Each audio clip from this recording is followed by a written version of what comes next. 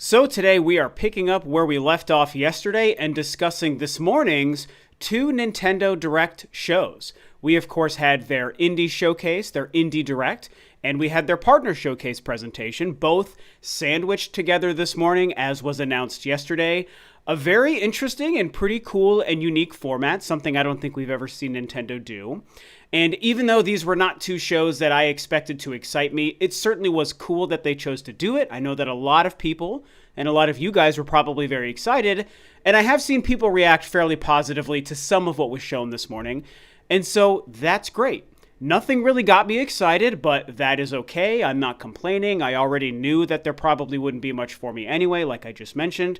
However, going back to yesterday's video and picking up where we left off, like I said, this is where I want to discuss, now that these two shows are over this morning, how we might finally be looking at a smooth sailing path directly to the Nintendo Switch 2. So we probably don't need to spend a whole lot of time on the two shows this morning because, as I already said in the intro here, they didn't really do much for me, and I mentioned this in yesterday's video, and if you guys know or have been following me for a while, you already know my tastes.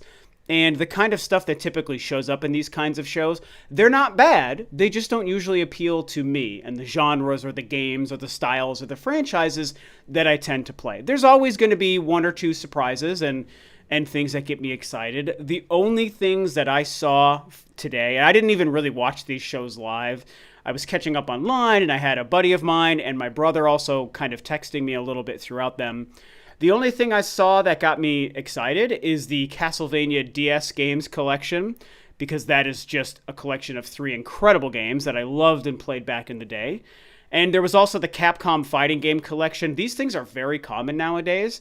However, they're usually collections of really good games. And for me, I mean, not even for me, for everybody. The Power Stone games, right, being included on that has everyone very excited. And yeah, I didn't grow up, but I played the Dreamcast in its day. I was 19 when the Dreamcast came out. And I loved the Dreamcast, and I loved the Power Stone games. So it's cool that those are coming as a part of a collection. I don't think I'm going to get it because even though I love and I grew up with a lot of those 90s fighting games, and I loved that genre back in the day, I don't really play a lot of fighting games anymore. I like Smash Brothers. I like Mortal Kombat. That's about it. Other fighting games are good. I'm not saying that they're poorly made. I just don't really care much for the genre anymore unless it's those two franchises. So that Capcom collection, including the Power Stone games, is a great collection, but it doesn't get me excited and I don't see myself buying it. The Castlevania games, though, I am all about those. However, let's talk about, like I said, the real meat and potatoes of this conversation and the follow-up to yesterday's video, which is we've now seen over the course of this summer, from June's Direct to this morning's two shows, we've seen Nintendo conduct 3 of their 4 main presentations that they typically do and have in their arsenal, right? We've seen the traditional Direct back in June, which of course is where we got the reveal of Metroid Prime 4 Beyond. And then we had a Nintendo Indie Direct this morning. We had a Partner Showcase this morning. The only branded show that's still technically missing would be something that is called a Nintendo Direct Mini. But I think that we don't really need to keep our eyes peeled for anything like that. I think anything that would have showed up in a mini probably would have been included in this morning's 2 shows.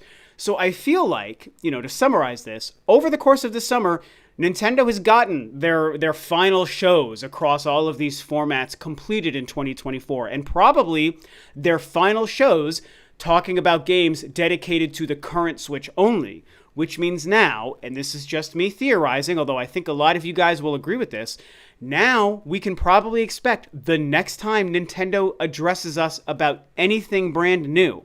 It's not going to be a regular Direct or anything. It's not going to be a Switch-focused Nintendo Direct Mini.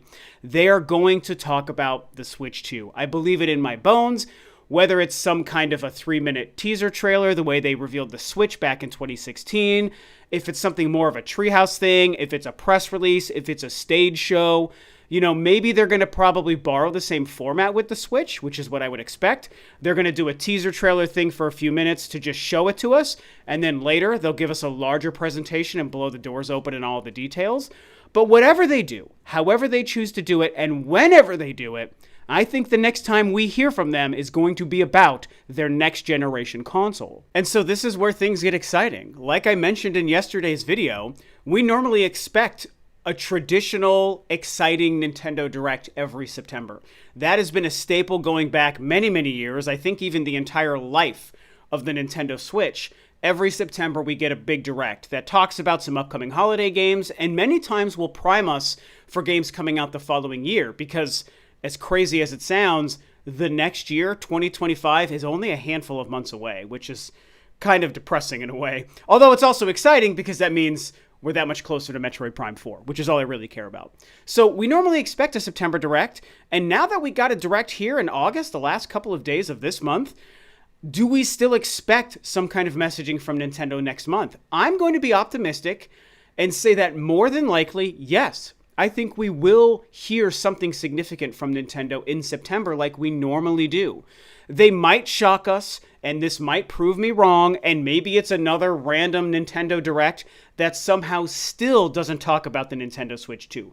It is absolutely a possibility, but when I think about what I feel, what my gut feeling tells me, what my general prediction and leanings are right now, I think they will address us next month, or maybe in October, so September or October, and I think that the next time they do, it is going to be some kind of a reveal and confirmation about the Switch 2. Now, I'll go back to something I said a few minutes ago and wager kind of a more significant prediction of sorts. And this is not a revolutionary prediction. There's plenty of people that have discussed this. I just happen to agree with this more than anything. And I feel like of all the different ways and timings and structures and formats that they could choose to reveal the Switch 2 for us the first time, I really do think it would be playing it safe and it wouldn't surprise anyone. But I think they're probably just going to borrow from what they did with the Switch. It worked too well. It makes too much sense going from the Switch into the next generation machine.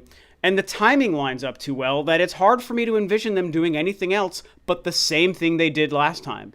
So that would mean this year in 2024, next month in September, or possibly in October, they're going to just reveal some kind of a trailer. That's some sort of a high-level overview or a general introduction to us, the audience, the consumer, the game fan, the Nintendo fan, to say this is what the next generation console is, and it's going to feature the gimmick of whatever it is. It's going to high-level show the controllers of the Joy-Cons and how they're different, what the hybrid switching would be, if it's another hybrid like we expect it to be. Maybe we get a hint at backwards compatibility if that's part of it. Whatever new concept, because it's definitely going to feature something new. I just know it. I feel it in my bones. There will be some sort of twist to the Switch mechanic that we haven't even thought of. So whatever that is, they're going to give us a glimpse and an idea of what that is. And they're going to feature some quick cuts and glimpses of games and gameplay for games to get us excited and say, is that a new Mario game? Is that a new F-Zero game? Is that a new Donkey Kong game? I'm sure somebody is going to be playing the same Metroid Prime 4 footage we already saw from the teaser, or maybe we see like 3 seconds of somebody holding a Switch in the distance and we can see on a tiny little screen, ooh, that's a shot of Metroid Prime 4 we haven't seen. And I have to do the thing where I zoom in and look at this little picture to see what they're looking at. You know, I think they're going to do something like that. 2 minutes, 3 minutes, 5 minutes long. They'll give us that teaser trailer.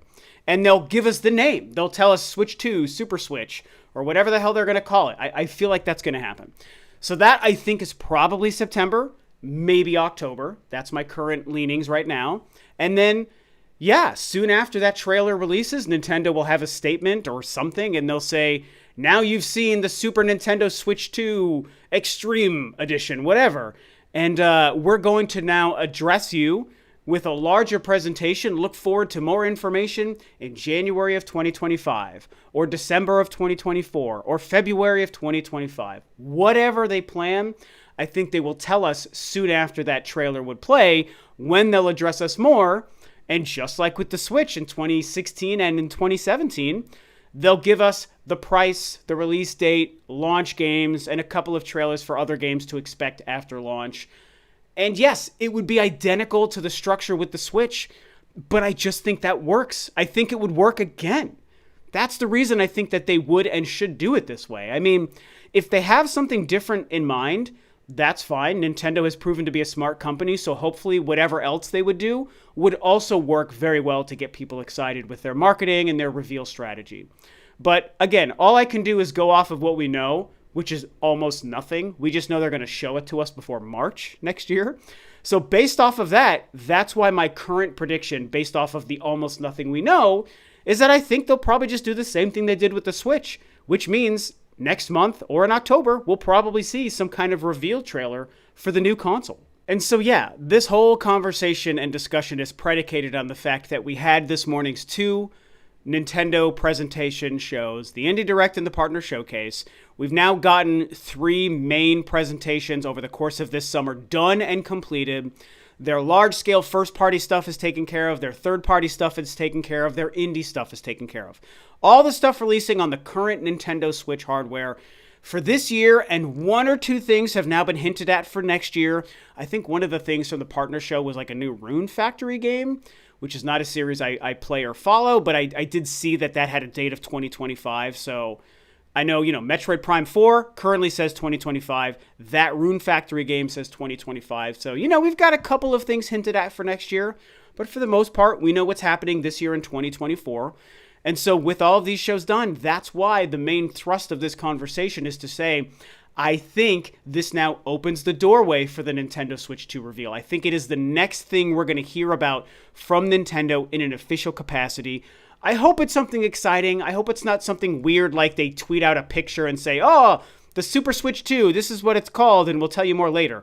I hope they do something really exciting to get everyone talking and buzzing about it, reacting online, and give us some kind of a trailer that gives us some real stuff to sink our teeth into and a great understanding, even surface level, of what the thing could be.